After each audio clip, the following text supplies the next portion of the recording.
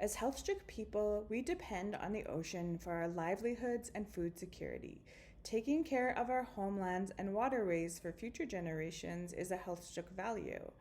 Burning fossil fuels for transportation produces greenhouse gases, which harms our homelands and our water and marine resources.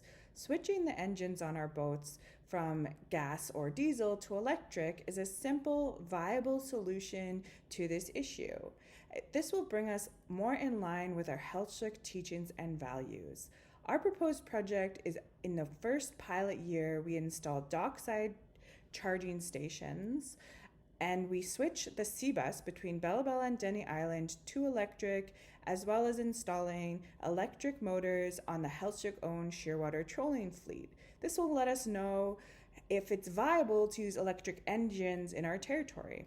The overall goal of the project is to have 50% of the boats in a Heiltsuk territory switch to electric in 5 years. This will be possible through subsidies from the provincial government. As motors age and need to be replaced, we'll ensure that electric motors are the most accessible and best option for our people through our partnership.